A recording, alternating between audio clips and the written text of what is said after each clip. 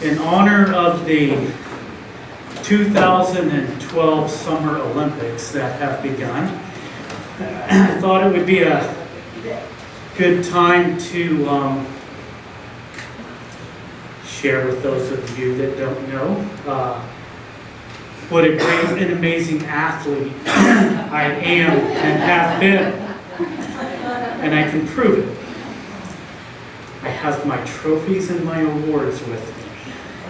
So, I have all these different things here, and these were but a small part of what I had. I only brought what would fit in a box, so you've got like soccer trophies and basketball trophies, softball, bowling, more sports than Bo Jackson. Got my rings here, so I thought this would be a good time to share that with you, and want to talk a little bit this morning about them, about what they mean and what they stand for in my life. maybe y'all have some similar things around the house, and maybe we can look at what they mean or symbolize in your lives.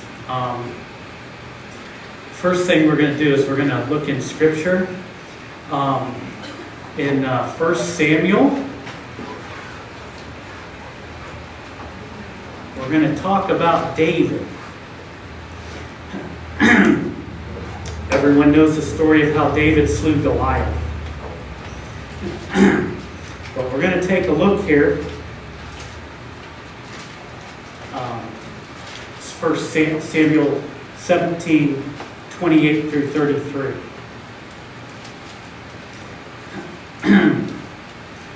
And as our story begins here, David had two older brothers. His two older brothers were in the army, so they were fighting for the Israelite army. And for a while, there had been a standoff. The Philistine army was on one hill, and the Israelite army was on another hill. There's a big valley between them. And every day, Goliath, the Philistine champion, undefeated champion, the giant of a man, would walk down into the middle of the valley, and he would yell curses at the Israelites and at their God, and mock their God and make fun of their God, and say, why don't one of you come out here and just challenge me? Whoever wins, their army wins. And every day the Israelite army stood there and stared at him and listened to him all day long, and nobody would ever go forward. David's back at home while this is all going on, and he's not aware of everything that's going on. He's tending to the sheep. His dad had kept him, he was the younger and not old enough to serve in the army, so his dad had kept him back home to tend to the sheep. So, as our story picks up here, David's father had sent him up to the front lines to deliver lunch to his brothers. So, this is kind of the position that he has in the family. He watches the sheep, and he's delivering lunch to his older brothers who are in the army. And as he gets up there, he hears Goliath standing in the valley shouting out curses at the Israelites and at their God. And he's like, more than shocked, he's like angry, because he can't believe that we're letting this guy, as David puts it, this uncircumcised Philistine, talk bad about his God. David's older brother hears him sharing those thoughts with some other people, and he comes up to him and he says, and this is where it picks up, it says, when Eliab, David's oldest brother, heard him speaking with the men, he burned with anger at him and asked, why have you come down here, and with whom did you leave those few sheep in the desert? I know how conceited you are and how wicked your heart is. You came down only to watch the battle. David replies to him, now what have I done, said David. Can't I even speak? He then turned away to someone else and brought up the same matter. And when the men answered him as before, what David said was overheard and reported to Saul. Saul was their king. And Saul sent for him. David said to Saul, "Let no one lose heart on account of this Philistine. Your servant will go and fight him." Saul carries on to say that Saul first tells him, "You're just a young shepherd boy. There's nothing you can do about this." But he decides to let him fight. And it even goes on to where he has him try on his armor. Saul's armor is put on David, and David like walks around in it. It's like a little kid putting on daddy's shoes, you know. He can't hardly move around in it, and he finally looks at Saul and says, I can't wear this, you know. I'm not used to this. It's way too big for me. I can't wear this. So he puts on his little robe and sandals again, and he's going to go fight him. Our scripture picks back up in verse 41. And it says, "Meanwhile the Philistine, with his shield bearer in front of him," Goliath was so big and so strong that his shield was so big that somebody had to carry it for him and just hand it to him when he got ready to fight.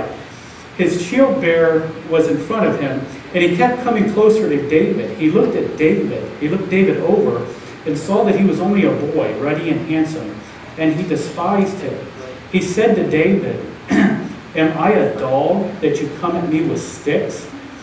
And the Philistine cursed David by his gods. "Come here," he said, "and I'll give your flesh to the birds of the air and the beasts of the field." David said to the Philistine, "You come against me with sword and spear and javelin, but I come against you in the name of the Lord Almighty, the God of the armies of Israel, whom you have defiled.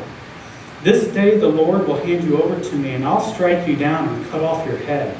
Today I will give the carcasses of the Philistine army to the birds of the air and the beasts of the earth, and the whole world will know that there is a God in Israel. All those gathered here will know that it is not by sword or spear that the Lord saves, for the battle is the Lord's, and he will give all of you unto our hands." As the Philistine moved closer to attack him, David ran quickly towards the battle line to meet him. Reaching into his bag and taking out a stone, he slung it and struck the Philistine on the forehead. The stone sank into his forehead, and he fell face down on the ground. So David triumphed over the Philistine with a sling and a stone. Without a sword in his hand, he struck down the Philistine and killed him. David ran and stood over him. He took hold of the Philistine's sword and drew it from the scabbard. After he killed him, he cut off his head with the sword.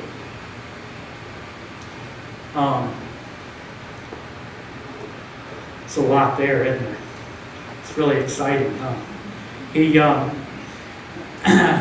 He was pretty brave and pretty bold with his words. You know, this giant of a man cursed at him, yelled at him, told him he was going to kill him and feed his body to the vultures, basically. And he didn't quiver in his faith at all. He shouted back, "You're the one who's going to be fed to the vultures today, you and your entire army." And he had just incredible faith and courage there. A lot of people stop with their story of David and Goliath with him killing him with the stone. The story continues with him taking Goliath's sword and cutting off his head. Maybe a little gruesome to think about it, and things like that, but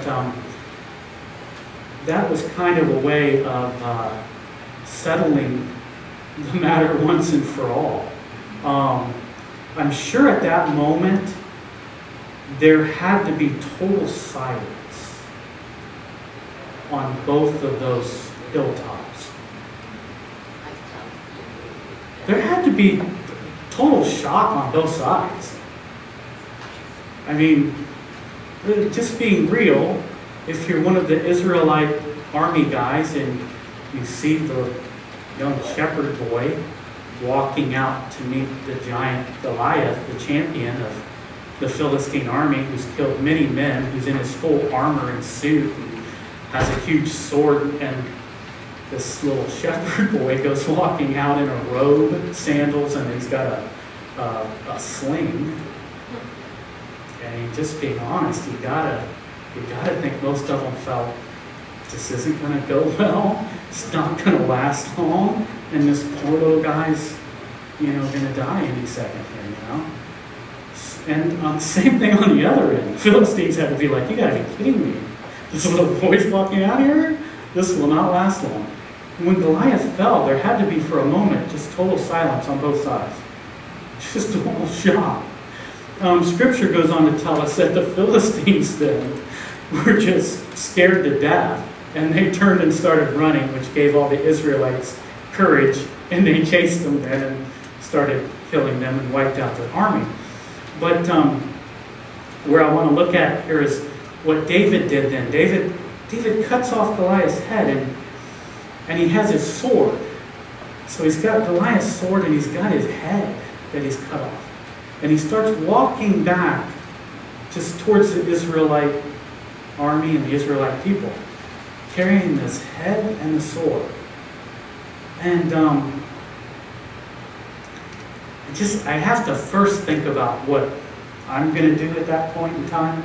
If I'm David, not that I would ever have David's courage, tremendous courage, but if I'm somehow transported into his position right there, being the person that I am, I know the first thing I'm doing. First thing I'm doing is I'm looking for my older brother. The one who told me to shut my yap and get back to the sheep. I'm looking for him.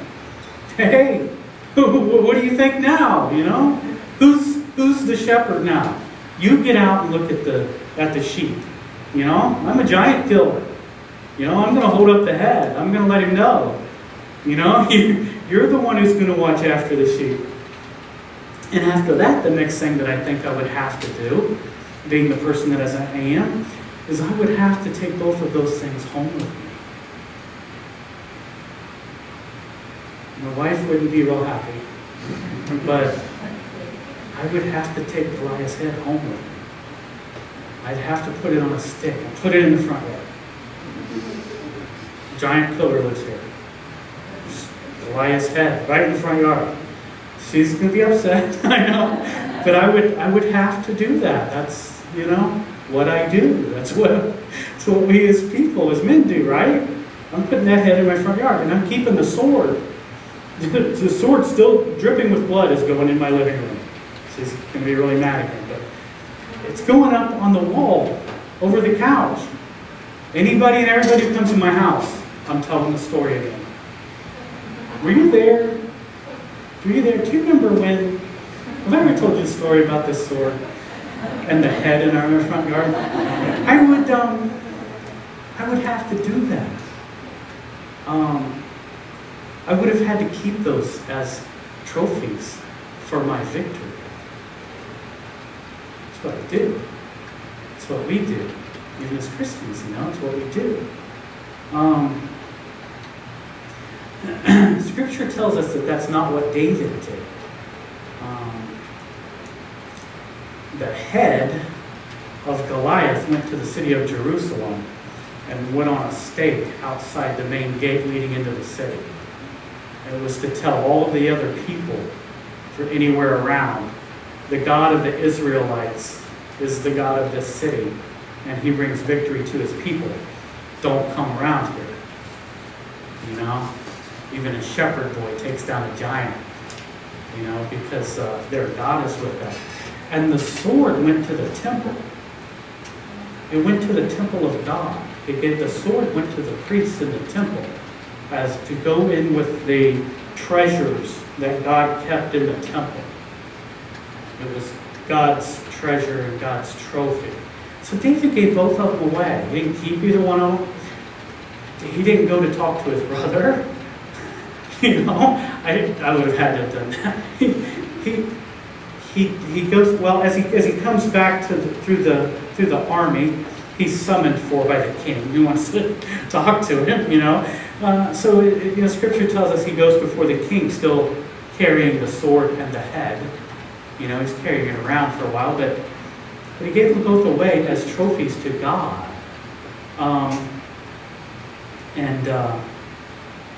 We have a tendency to look at our victories and look at them as our personal victories and not give those victories up to God. But that's what David did. And to kind of look at maybe how or why he did that, we're going to look further in Scripture. We're going to go to the New Testament, and we're going to go to Matthew,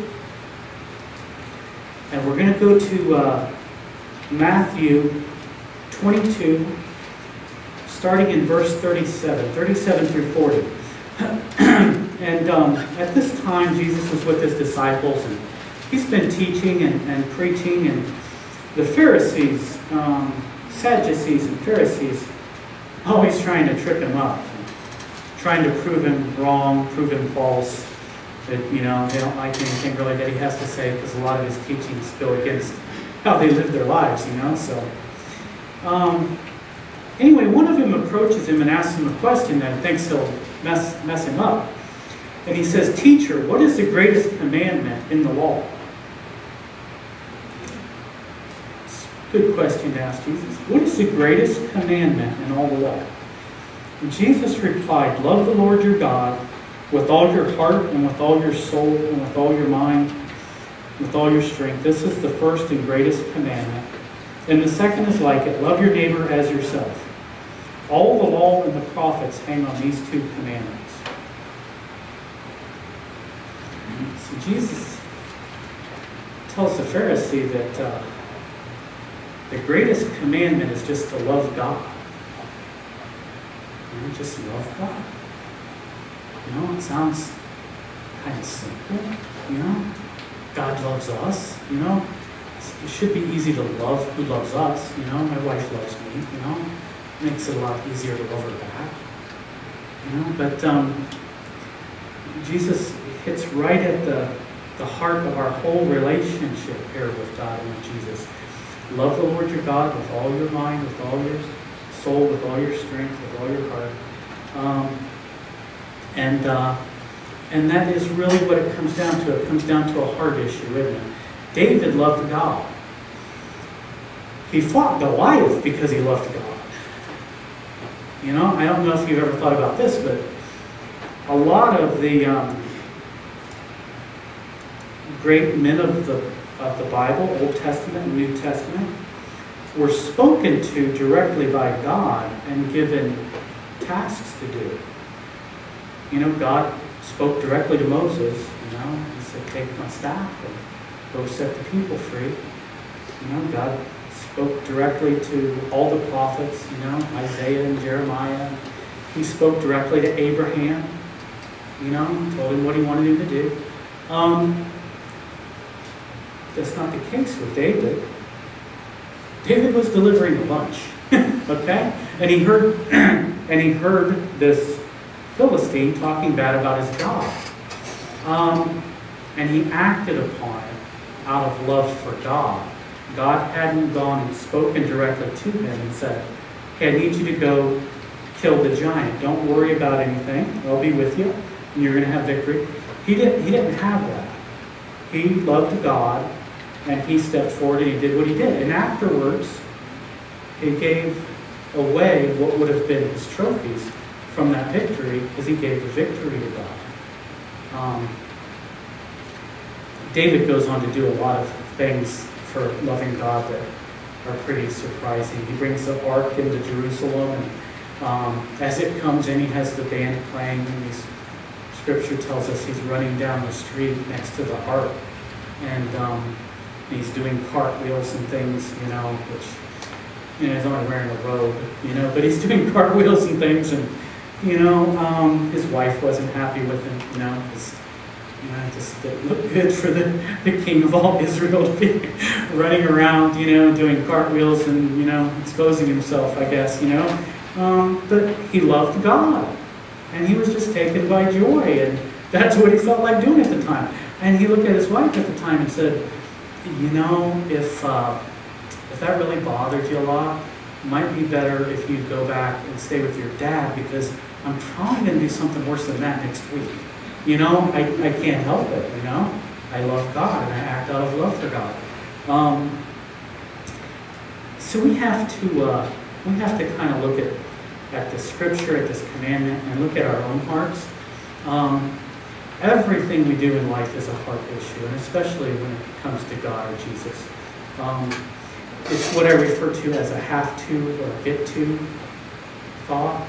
You know, when you got up today, did you say to yourself, I have to go to church? Did you say, I get to go to church? It's a difference.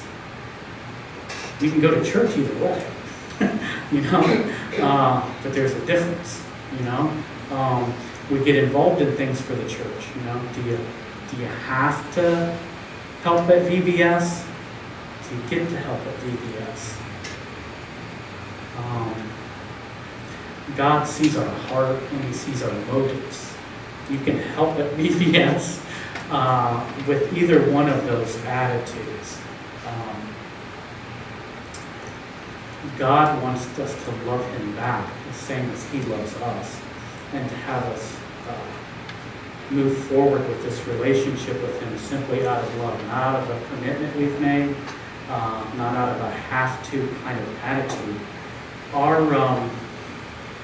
Our trophies and things that we keep in our lives are symbols of good days we have.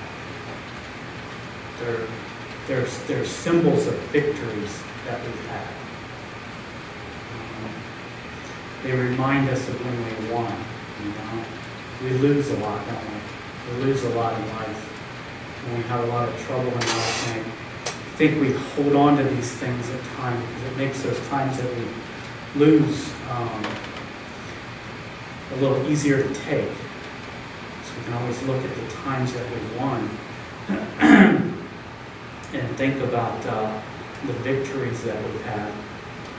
We can always take conversations with people towards the victories that we've had and not the times that we've lost. And God's just been speaking to me about these trophies and the things that I have around my house, because I keep these things sitting out too, as a lot of you maybe do. And you know, He's kind of telling me it's time for me to put them away. You know, I've been a Christian for 10 years.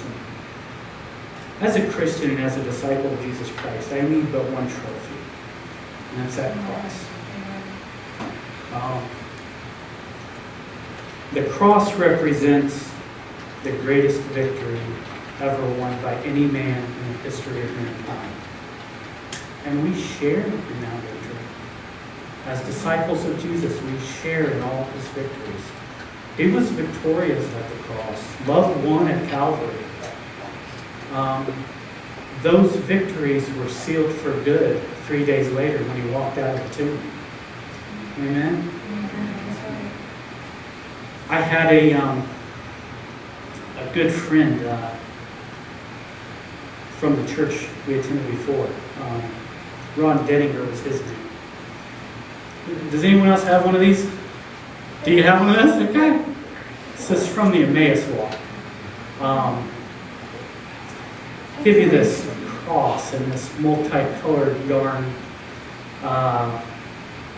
necklace for it. When you leave the Emmaus Walk is a 4 days. Chrysalis. Oh, a woman's is chrysalis. Ah, okay. Mine's chrysalis. It's a 4-day retreat, Yep. 4-day, 3-night retreat kind of thing. I did the Emmaus Walk through with a couple of other men from Marion-Salem United Methodist Church, and as I became a Christian and as I started to go to Marion-Salem, I met a man there. His name was Ron Denninger, and strong man of his faith. He always wore this cross with this multicolored yarn necklace, and I never knew what it was for. You know, I never asked him either. I just always thought, wow, you know, where's that multicolored yarn necklace? Everywhere you went. Not just at church. I mean, you don't hide this. You know, you can put a little necklace with a small cross on it. It can be kind of hidden. You don't hide this. It's a big cross. Multicolored yarn necklace. On the cross it says, Christ is counting on you.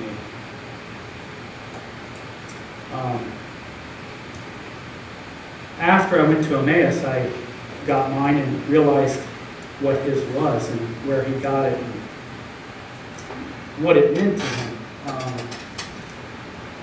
He passed away a few years ago. So he's gone on to be with the Lord, but I just remember he wore this like a trophy. This was all he needed. He didn't need deeds. Just needed that cross. I think we all need to think about that.